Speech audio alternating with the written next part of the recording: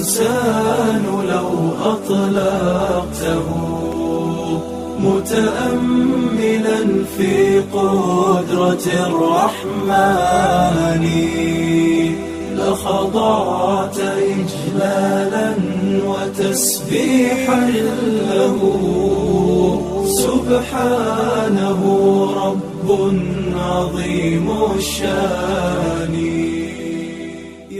Hudaý Taala aýdypdyr: "Auzu billahi mineşşeytanirracim. Ve likulli ummetin ja'alna mansakan liyezkuru ismallahi ala ma razaqahum min bahimatil an'am." Ey ümmeti İslam edipdir Allah Taala. Siz bir zady hazine daqamda 7 bölüp bir diýäni, 7 bölüp bir sagary, ýa her bir wajyp bolýan adam bir dawar samak çalýa, bir özüňizden şeýle bakadiýmen, bir özüňiz Hudaý üçin malyňyzy feda etýän bakadiýmen, awallan mer şeýle edipdir Allah Taala. Bir özüň bol ulaqan işi bitiren ýalyk makadiýme we likulli ummetin ja'alna mansakan. Her bir ümmet Hazret Adamdan ta kıyamete çellim damak çalmal etdim dipdir. Ala ma razaqahum min bahimatil anam. İnsan öz eli bilen Hudaýyň rizaýaty üçin şu damarlan qırmaly wezifesi var. Hudaý üçin ýaşamaly. Näme boldy? İnsan öz eli bilen ya Rabbim sen rizaýatyň üçin janym feda diýäkamda ştahyňdan qırakamda şahraklan boşatmak wezifesi var. Emma bir iş beter gyn bolansaň, bir işi erkek gerek bolansaň, her kim başarmansaň Hudaý Taala dawaryň damak çaldypdyr. Şu dawaryň damak çalsaň eýne özüň damak çalan ýalyk diýip Hudaý Taalaň ýanyna şehitlik sagaby bardyr.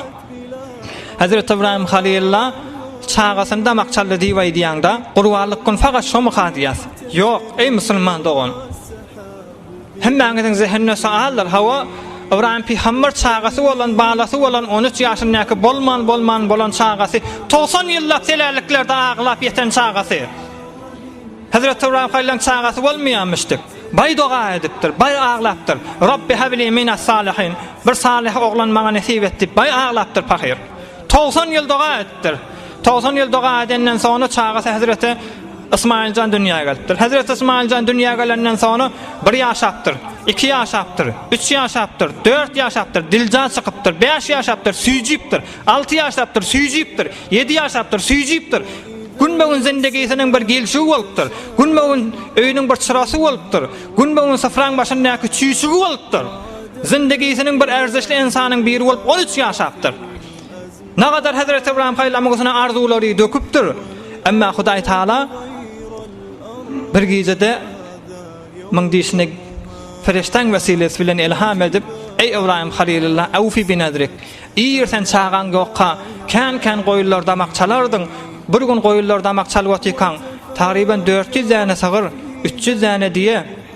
Taqriban 1000 däne de goýuny bir günde damak çalyň, şu damak çalanda ýanyndaky adamlar heyran galdy. Ey İbrahim Halilullah sen naga sahy diýdi. O hem senne şu taada qyzyp barsyňa, ey men çağamda bolsa Hudaý ýoluna damak çalmaly bolsa çalaryn diýip aýtdyň, awfi binazrik, nezriňe wafa etdipdir Allah Taala. Feriştani wagtdir diýişine. O hem Hazreti İbrahim Halilullah 8-nji gece diýişine girip, 9-nji gece diýişine girip, 10-nji gün haqiqatan diýşew diýip eşdişiňe diýarak çağasyny damak çaljak bolýar. O Allah Taala da bir dana goçy berip çağasyny nejat berýär. Ey musulman, Hazreti İbrahim Halilullah bu mowzu bolmaklykdan öňçe Hudaý Taalaň rizaýaty ýürümeli, Hudaý Taalaň ýoly ýürümeli, Hudaý Taalaň din we diýanat we Allah Taalaň alqysy ýürümeli. Näme diýse Hudaý Taalaň diýen zady bolmaly bolar.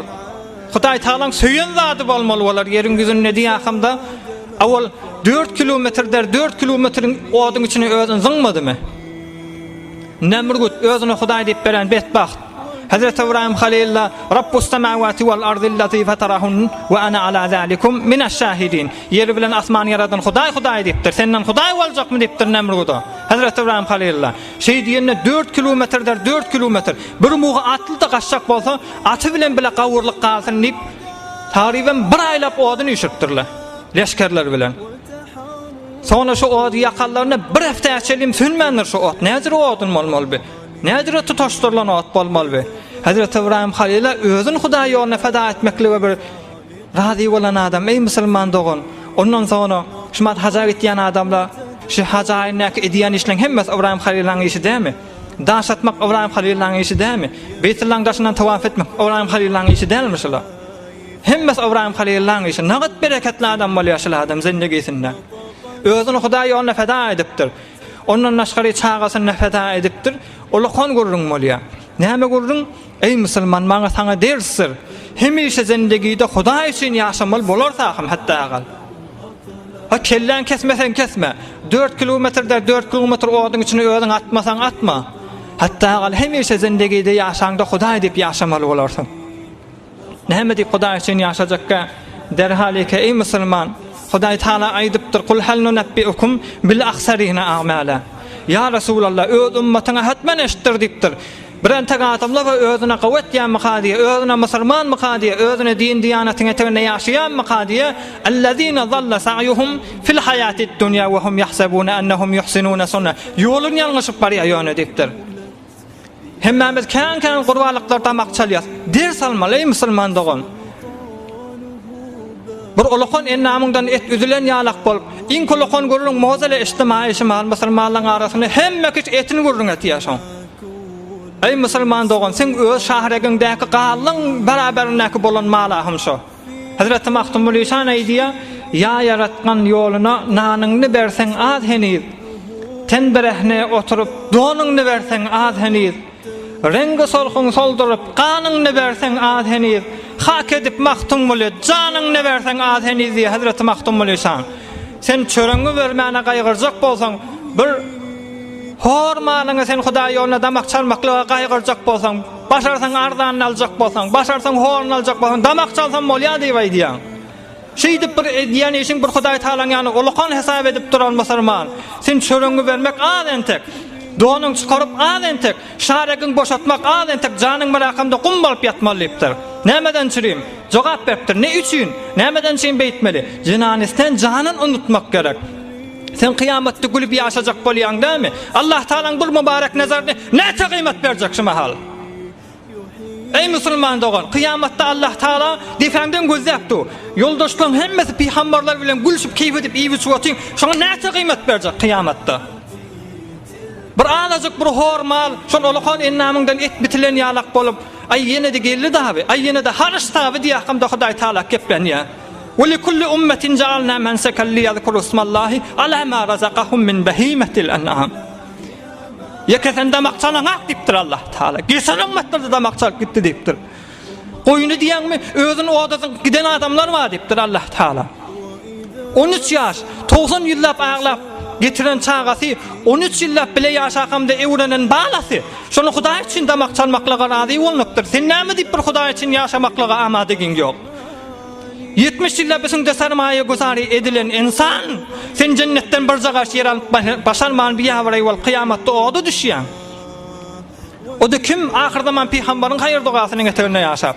Derhaliki Allah Taala Kur'an-ı Kerim'de aýdypdyr: "Ya ibadiyellezine asrafu ala enfusihim la taqnatu min rahmetillah. Innallaha yaghfiruz zunuba jami'a. Innehu huvel gafurur rahim."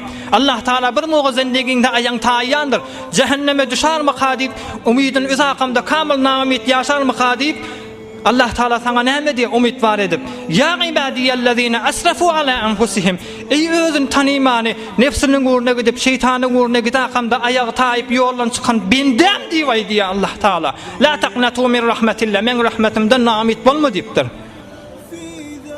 Ey musulman, Hudaý Taala sen günah edende bendem diýip çağırıp duran Hudaýyň kıyamatda şoň rezaýetine ýaşamak şoňa näçe kıymet berjek sen? Bir azajak bir malyň gaýgyrmajak bolsaň, keyif edip bir semizräňin bitiklep alakamda Hudaý üçin diýip kesmejek bolsaň. Ey barlyk gaýrat edeýliň. Ve mimma zadani şerefan ve tiha ve kittu bi ahmasayya ata'us surayya dukhuli tahta qawlika ya ibadi ve an sayyarta ahmad li nabiyya diye ewliyalarň biri. Ya Rabbim diýipdir. Men şu bir iki zat ýadyma düşende uçakamda ülkörüňizine menasym gelýär diýipdir beganıp. O da näme? Dukhuli tahta qawlik ya ibadi. Kur'an-ı Kerimde mehabbet bilen bendem diýip aýdypdyň. Kıyamatda näzire mehabbet etjek kabi entek hissat etmek hak bendem diýýärdi. Dogup duramak hak Kur'an-ı Kerim'iň içinde bendem diýip ýazypdyr 1400 ýyl mundan önce. Sen dogup duramakan saňa benden diýen Hudaý kıyamatda saňa nägat mehabbet etjek, şoňa nägat erzeş berjek. Näme diýip zindigini Hudaý üçin bername rizi edilmeýär. Şu Qur'anyň asli felsefesiniň biri sen Huda ýoluna şaragyň boşatmalmyşdyň, onu edip bilmeýäňdämi? Hatda bir malyny Huda üçin feda etmeli. Bolmaly bol ýaşaňa dersler gayrat edeýin.